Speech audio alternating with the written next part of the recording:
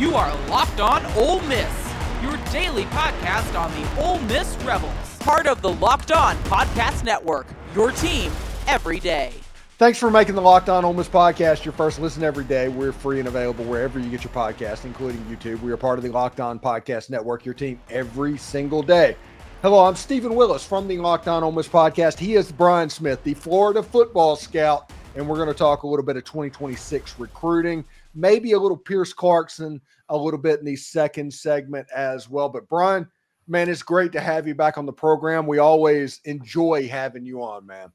I appreciate it. I like talking about football in general, and the state of Mississippi's got some of the best prep football in the country. Yeah, and Ole Miss is recruiting players from outside the state of Mississippi at the quarterback position, and they're kind of big game hunting right now. And the first name that we're popping up and you're seeing, and he has actually visited Ole Miss for a game, is Jared Curtis, who is potentially one of the best quarterbacks in the country. He decommitted from Georgia, but everybody wants this kid. Yeah, I saw him at the Under Armour event in Nashville last year, and it was a really bad day for quarterbacks because it was windy. It didn't matter for Jared because his arm strength's already NFL level. It's ridiculous. Yeah, he's a big-time guy, but this is going to be a situation that the Ohio States, the Oregons, the Texases, and those big money programs is going to be a situation where Ole Miss, where they punch above their weight. They make $3 or $1 spend like three, like Walker Jones says, but it's a little bit difficult in these waters right here whenever you're dealing with these type quarterbacks. Well, if you're going to go outside your normal spending realm, the number 1, 2, or 3, depending on what group you want to go with, if you're going to sign a kid at quarterback and you got to overspend for it, it's 2 reasons you do it. 1, for you, and 2, you don't play against him. Mm-hmm. So you don't want that kid at Texas with Steve Sarkisian. You know what I mean? It's not a rocket science adventure. That's how I look at it. The next name on the list is another 5-star. There's multiple 5-stars that Ole Miss is chasing in this cycle. Is Ryder Lyons. He's a quarterback out of California. He has visited Ole Miss for a game. He is a guy that is a dual threat quarterback that is just really, really good, Brian. Ryder is a kid I saw at Under Armour Miami, of all places. He had family down there, and he went last year. And dual threat, plays at Folsom. It's a good program. He could really spin it. And above the shoulders, he's one of the smartest kids that I've ever interviewed, period. He's the kind of guy that you want leading your program in front of the camera, on campus, leading anything in the offseason. He's that guy. He may end up being the top prospect overall in the class because of his all-around game. I don't know if he's got quite Jared Curtis's arm, but he's elite still in that regard, and he's more mobile, and he's just smart as all get out. He is a thinking man's quarterback, and he's just devoted. Like, he's shredded. He's got the trainer, the whole 9 yards. He's ready to go. I think he could compete for somebody's job, depending on what school he goes to, as a freshman. Yeah, he's a really good player. Now let's look at the 4-stars, because these are some players, when you see a 5-star quarterback, they can probably fit just about anywhere. Whenever you see a 4-star quarterback, that number where they can fit in goes down just a little bit. Like Jake Fette, he's a quarterback out of El Paso, Texas. He's somebody that just kind of pops off the film. I know that a lot of the scouting services really enjoy him and that. What's your impression on Fette? You know, a lot of people talk about just pure arm strength. Well, his is actually usable, meaning he'll throw a deep ball and put it on the money. There was a pass from his junior film where the ball went 55 yards in the air and the guy caught it in stride. That is as rare as it gets. Like most of the guys, long toss competitions, it's meaningless because they're really afraid to throw it that deep. He can do it with a guy coming at him. And he's also extremely mobile. He finds a way, because his offensive line leaves much to be desired at his high school. He finds a way to get away from guys when they're all over him, and he'll either run or he'll pull up right before the line of scrimmage and throw a dart. He is annoying. And to be honest, that's a lot of the kind of ways you look at what Jackson Dart did for the Rebs. And quite honestly, it's also what Kiffin likes. He wants somebody that's at least going to extend the play. This kid's got some wheels too. RPO game, another Kiffin protege kind of situation where every guy coming down the list, they can't run RPO well, they're in trouble. He is perfect for this. He doesn't get as much attention as some other guys because he lives all the way out in El Paso. It's middle of nowhere. But he can play. I would be surprised if he doesn't continue to get recruited heavily by numerous programs. Yeah, it should be quite interesting for him. Another player is Kishan Henderson, player that was the MVP of the Navy All-American game. He's the Davy Crockett guy for anybody that's watching this. He wore the Davy Crockett hat. The situation you were talking off the air is like, hey, this is a guy that if he played safety or if he played wide receiver or something like that, he might be the number one player in America. And I was like, okay, this is a super athlete. So what do you think the chances of him being a Lane Kiffin type quarterback in the future might be? I think this is somebody that Kiffin's just fascinated with.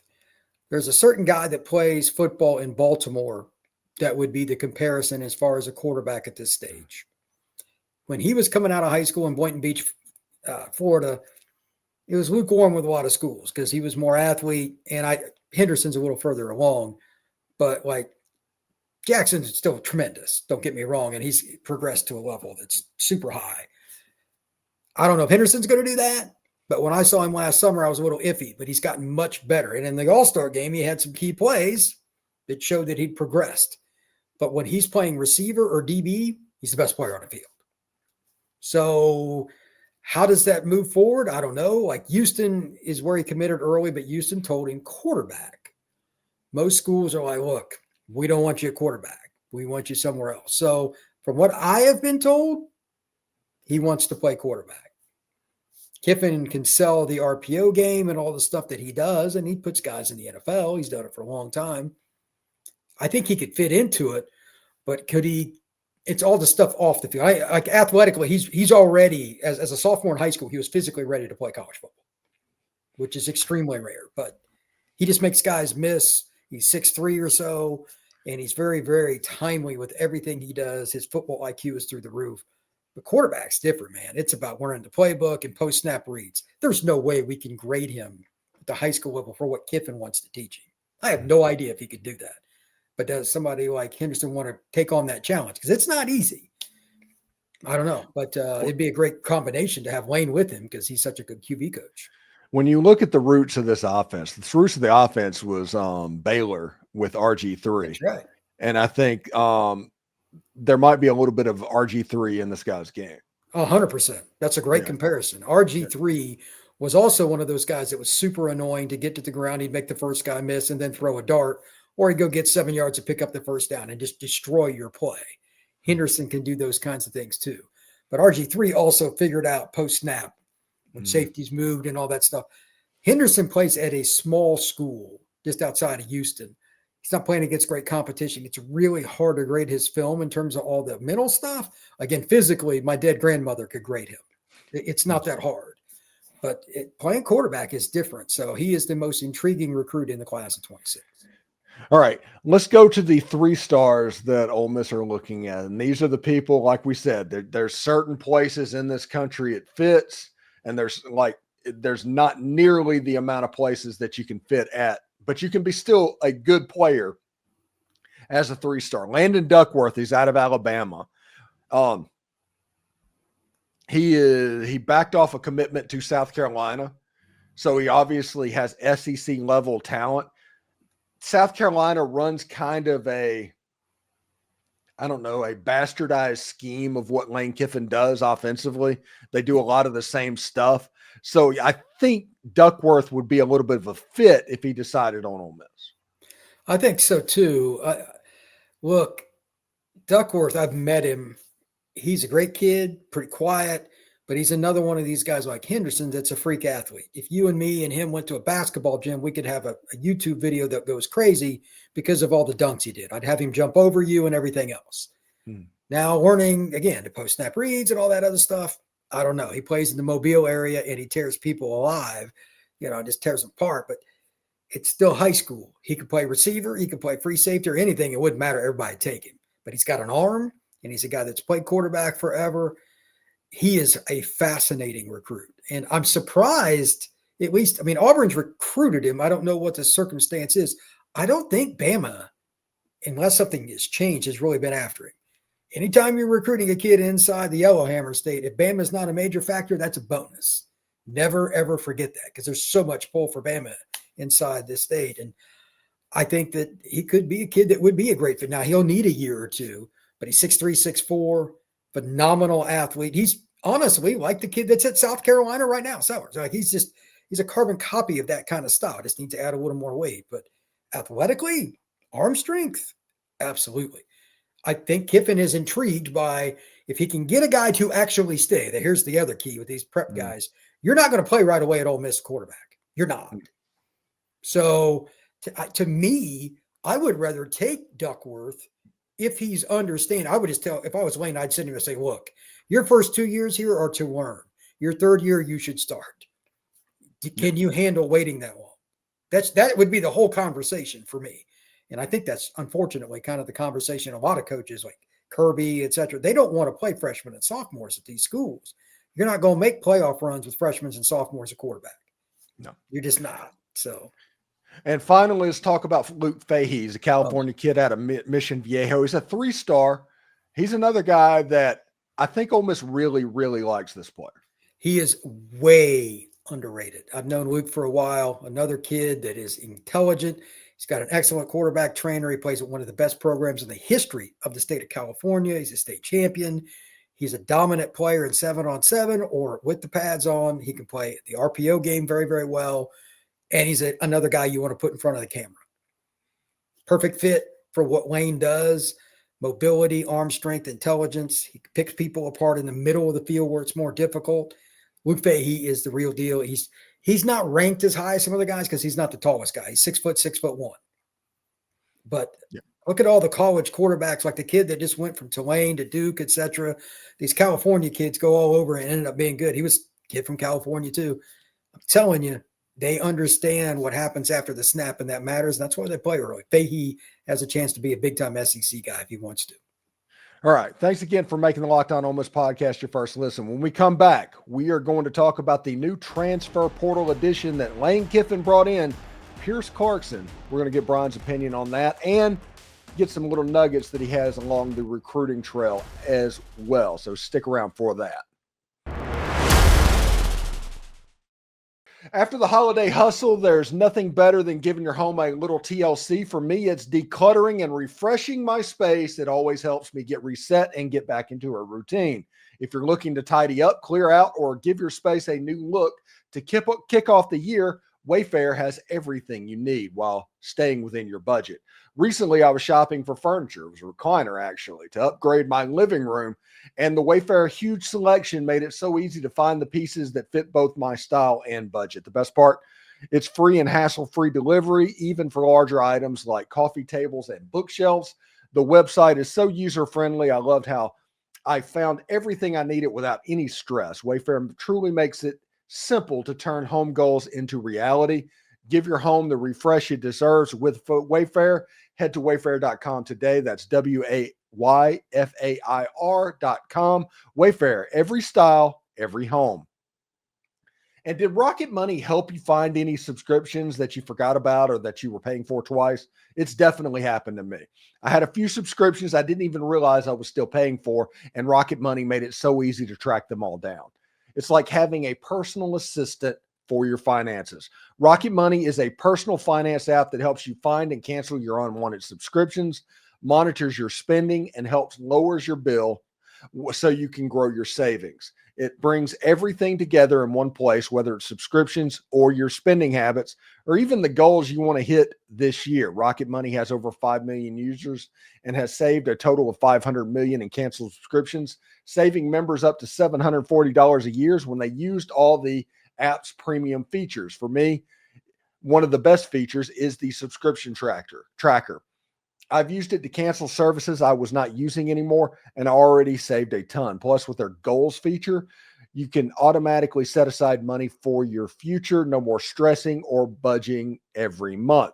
Cancel your unwanted subscriptions and reach your financial goals faster with Rocket Money. Go to rocketmoney.com/lockedon today. That's rocketmoney.com/lockedon, rocketmoney.com/lockedon. All right, we're back with the Florida football scout, Brian Smith. We're here. We talked about the 2026 quarterbacks that Ole Miss were just kind of went over them in the first segment. We're going to talk about a quarterback that Ole Miss signed in the transfer portal. His name's Pierce Clarkson. He's out of California. I think he went to Bosco, another powerhouse out there in California. When you see a quarterback like Pierce Clarkson and Lane Kiffin bringing him in, what is your opinion, especially with Austin Simmons at the helm and A.J. Maddox already being there? I think it's just stacking the best players. This is something that I don't want to give them all the credit, but I would say Ohio State started to do, and I think everybody's kind of followed suit. Look, we like player X, but if a quarterback gets hurt, we got to have a backup, number two. And I just always want competition. And I think that's what Lane is doing. Clarkson is a guy that's got a big arm. He played at a good program in St. John Bosco. It's a top 10 program nationally, in my opinion. They've sent kids all over the country. And quite honestly, he's another guy that fits the mold of this mobile signal caller with an arm. He will beat you in the RPO game. He will annoy you to death, whether you rush 4, 5, or 6, because he will evade, find his target down the field, and throw a dart. He's got an arm, and he's been coached all the way through. Think about it. Played at Bosco. That's a team that is always in the national, like USA Today poll, for a reason. Dude's everywhere. He goes to Louisville, and you could say whatever you want about Louisville's program, but Brom knows quarterbacks. And now that he got him and he's been under him for a while, that's only going to help him. And then, of course, Lane's got connections to L.A. because he coached at SC for so long. He knows everything about this kid. This is an interesting situation. I believe he still has 3 years of eligibility left. So you're looking at a scenario where maybe he wins the job, maybe he's a backup, whatever, but it's another bullet in the gun, Steven. And that's how I look at it, and it's a fit. So if I'm an Ole Miss fan, I love this, because if somebody transfers, whatever, because quarterbacks have transferred for 50 years. Nobody wants to sit. You just got better chances of a good player coming into the game for you now. And if somebody transfers, again, it is what it is. So what have you been hearing on the recruiting trail over the last several weeks? Well, you and I were both at the Under Armour practices and stuff, and we both saw Tristan Keys. He may be my number one receiver nationally for the class of 26. And I mean, you could argue for other players, but he's probably the number one player in the state of Mississippi for this next cycle. And watching him just go through routes, how he handles himself from play to play, in between snaps, everything, his body language tells me this kid gets it. And obviously Lane wants all the top players he can get from Magnolia State anyway. But this is a big-bodied receiver that can run and change direction. Tristan Keys is a future NFL guy. That's the first thing. We both have heard different things recruiting-wise, but it's a long way to go. Ole Miss is in the mix. We both agree. Tennessee or LSU or, that list will change 29 times in the next 6 months at least, I'm sure. But Ole Miss is going to be in the mix. This is a game-changer kind of receiver. They can't afford to miss again on a guy like that. Like, they missed on Caleb, at one point, but you keep recruiting guys. And if they miss on Tristan early, I'm sure they're going to keep recruiting him. That's what this is. You got to finish with some of these guys. Mississippi is so underrated receiver. Every year there's a guy that's really good. Yeah. And I don't know what it is. Ole Miss hopefully can land it. Speaking of Tristan at the Under Armour game, the one thing that I noticed about Tristan is he made stuff that should be difficult look easy. Exactly. Yeah, that was the first. Yeah, it's just one of those things like that should not be. That was actually a difficult play he just made, and he just made it look like he was playing catch in the backyard. Certain guys have innate skills that even for people like you and me who watch film probably about 360 out of 365 days a year, you're like, okay, that's not normal. Tristan is one of those guys. He's got, I don't want to say he's going to have the same impact. He reminds me a little bit of Cam Coleman that's at Auburn. He's just so long and lengthy. Cam can jump. He could probably dunk on a 12-foot goal. I'd be curious how high Tristan can get up, but it's pretty good too. And he's got the length that you're looking for, and he just is so natural in catching the football away from his body. Like, this is a kid that can play early, even in an Ole Miss or an Alabama or an LSU. By his sophomore year, he'll probably be in the starting rotation. He has Ryan Williams potential, is what, Jeremiah Smith, to where he's just from the gun, he's on the field. Absolutely. Look, there are only so many guys like that. I'm curious to see what Ole Miss tries to do to get him, because I think the offense is kind of obvious. So I don't know which school he roots for and all that kind of stuff, but I doubt that matters. But let's see how many times he goes up to the Grove between now and June when the official visits really get going. Follow the visits. We talk about that all the time. You've worked at Ole Miss, et cetera. It's no different than any school. It's one thing for kids to say, yeah, I like school X, but how many times did you go? And I don't know how far he is from Ole Miss, but it doesn't matter. He can get there. If he doesn't visit at least a couple of times unofficially, I'd be disappointed. Yeah, he's probably about just so it's clear, he's probably closer to Alabama, he's probably closer to LSU, and he's closer to Mississippi State than he is Ole Miss. Oh, wow. Yeah, he's in Hattiesburg, which is like an hour and a half away. Yeah. So he's a South Mississippi guy. So if he gets to Ole Miss and he's visiting Ole Miss a lot, the point of it is there's easier to go to other places. You're not just stopping in. You're going there intentionally. That's true. Xavier McDonald, the other receiver, I forget which town he's from. I can look it up, but he's another kid that was there. He's from Morton. Other guy that's 6'3", that can go get it. Natural receiver. I know that he just wants to go somewhere he can play early. That's his number one emphasis. I can't really say I blame him. And he's another kid that is an in-state guy. So I'm curious about what he's going to do. I'm also, I don't know what the latest is. J. Raylan McCoy committed to LSU, the kid from Tupelo. I'm curious to see if Ole Miss can get him back on campus too. Yeah, that's one of those situations that I'm like, this isn't over. I think he committed at the Under Armour game just because he had an opportunity to commit somewhere at the Under Armour game. Yeah, that wouldn't be the first kid that has done so. I can assure you that. But LSU's come after him hard. I'm sure they've got a good NIL package for him, et cetera. And LSU's a big pull in the state of Mississippi. It always has been, but it's still January. And I know Jay Rowland, that's a kid that'll always take the phone call. So again, follow the visits. Does he go back up to the Grove? Yes, absolutely. Anyway, thanks again for making the Locked On Ole Miss podcast your first listen every day. We're free and available wherever you get your podcast, including YouTube. We are part of the Locked On Podcast Network, your team every single day. Steven Willis from the Locked On Ole Miss podcast, Brian Smith, the Florida football scout, kind of the Locked On recruiting guru. But Brian, thank you so much for stopping by today, man. I appreciate it. Thank you, sir.